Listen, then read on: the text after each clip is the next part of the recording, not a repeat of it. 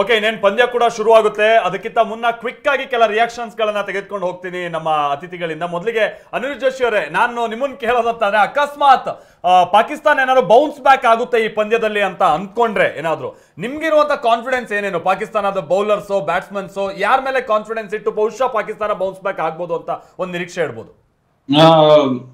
I think bounce back ಆಗೋದು ಕಷ್ಟನೇ ಇಲ್ಲಿ. ಬಿಕಾಸ್ ಏನಂತಂದ್ರೆ ಆ ರೀತಿ ಆಡ್ಕೊಂಡು ಓಮನ್ ಆಮೇಲೆ ನೀವು ಹಾಂಗ್ಕಾಂಗ್ ಅವ್ರ ಮೇಲೆ ನೀವು ಆಡಿ ಸಡನ್ಲಿ ನೀವು ಇಂಡಿಯನ್ ಟೀಮ್ ಬಂದ ತಕ್ಷಣ ನೀವು ಬೌನ್ಸ್ ಬ್ಯಾಕ್ ಆಗ್ತೀರಾ ಅಂತ ಇಂಡಿಯನ್ ಟೀಮ್ ಇವಾಗಿನ ಸದ್ಯದ ಆಡ್ಕೊಂಡ್ ಬರ್ತಾ ಇರೋದು ಬೇರೆ ರೀತಿ. ಸೊ ತುಂಬಾ ಕಷ್ಟ, ಸ್ಟ್ರಗಲ್ ಆಗೇ ಆಗ್ತಾರೆ. ಬಟ್ ಬೈ ಚಾನ್ಸ್ ಏನಾದ್ರೂ ಬೌನ್ಸ್ ಬ್ಯಾಕ್ ಮಾಡ್ಬೇಕಂದ್ರೆ ನನ್ಗನ್ಸೋ ಸಲ್ಮಾನ್ ಆಗ ಬರ್ಬೋದು. ಯಾಕಂದ್ರೆ ಲಾಸ್ಟ್ 2 ಮ್ಯಾಚಸ್ ಇಂದ ಅವರು ರನ್ಸ್ ಅಷ್ಟು ಬರ್ತಾ ಇಲ್ಲ.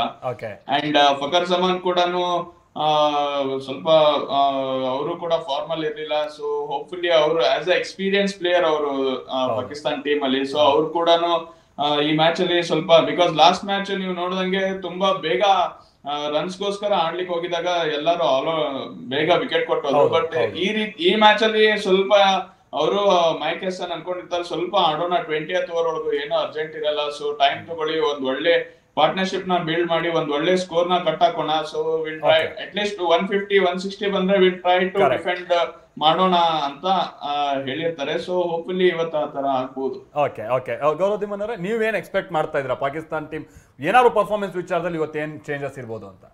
ಸೊ ಇವಾಗ ಅನಿರುದ್ಧ್ ಹೇಳಿದೆ 150 160 ಟು ರೀಚ್ ದ್ಯಾಟ್ ಅವರು ಫಸ್ಟ್ 10 ಓವರ್ಸು ಆರಾಮ ಆಡಬೇಕು. ಅಂದರೆ 7 runs per over ಬರಲಿ ಪರವಾಗಿಲ್ಲ.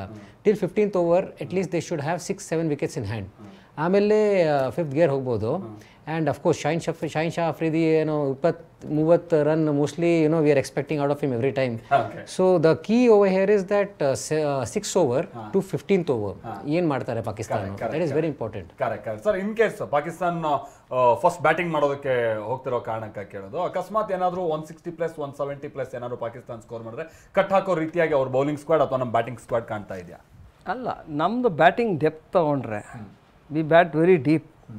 ಸೊ ನಮಗೆ 2 ವಿಕೆಟ್ ಬೇಗ ಬಿದ್ದರೂ we have the ability and the stability to come back into the game. So ನೀವು ಏನೇ ಅಟ್ಯಾಕ್ ಬಂದ್ರೂ on okay ball might move a little ಅಂತಾರೆ, ಬಟ್ ಇದನ್ನೆಲ್ಲ ಆಡ್ಬೇಕು ಕ್ರಿಕೆಟು. ನೀನು ಒಂದು ಇಂಟರ್ನ್ಯಾಷನಲ್ ಕ್ರಿಕೆಟ್ ಆಗಿದ್ರೆ ಬಾಲ್ ಸ್ಪಿನ್ ಆಯ್ತು ಮೂವ್ ಆದರೂ ನೀನು ಆಡಬೇಕು, ಇಲ್ದಾರ ಆಡಬಾರ್ದು. So your job is to play the game. 2 wicket ಬಿದ್ರೂ ಸೊ ಈಗ 160 ಅಂತಿದ್ದೀವಿ, it be good for cricket, it be some excitement at list.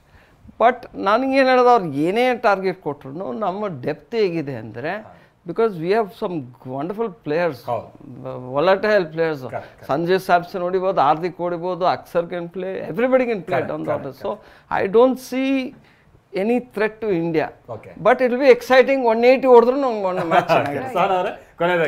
ಕೊನೆಗೆ ಹೇಗಿದೆ ಒಟ್ಟು ಪಂದ್ಯವನ್ನು ಹೇಗೆ ನೋಡ್ತಾ ಇದ್ರೆ ಇವತ್ತು? ಯಾರು ಒಳ್ಳೆ ಪರ್ಫಾರ್ಮರ್ ಆಗಬಹುದು ನಿಮ್ಮ ಪ್ರಕಾರ? Of course India. Already the opposite team is mentally disturbed. So hoping the best India will. Okay. Thank you. ಎಲ್ರಿಗೂ ಕೂಡ ಧನ್ಯವಾದ. ಇಷ್ಟೊತ್ತು ನಮ್ಮ ಜೊತೆ ಕೂತು ಇವತ್ತಿನ ಪಂದ್ಯದ ವಿಚಾರವಾಗಿ ಬಹಳಷ್ಟು ವಿಚಾರಗಳನ್ನು ಹಂಚ್ಕೊಂಡ್ರಿ. Thank you.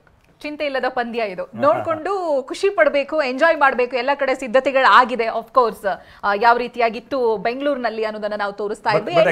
ಅಗೇನ್ ಸರ್ ಹೇಳ್ದಂಗೆ ಇದೊಂದು ಪಟಾಕಿ ಹೊಡೆದಂಗೆ ಕೆಲವೊಂದು ಸಣ್ಣ ಪರ್ಫಾರ್ಮೆನ್ಸ್ಗಳು, ಕೆಲವು ಎಡವಟ್ಗಳು ದೊಡ್ಡ ಚೇಂಜಸ್ಗೂ ಕೂಡ ಕಾರಣ ಆಗ್ಬಿಡ್ಬೋದು. ಹಾಗಾಗಿ ಇಲ್ಲಿ ಯಾವುದು ಕೂಡ ಇಲ್ಲಿ ನೆಗ್ಲೆಕ್ಟ್ ಮಾಡೋ ಹಂಗಿಲ್ಲ.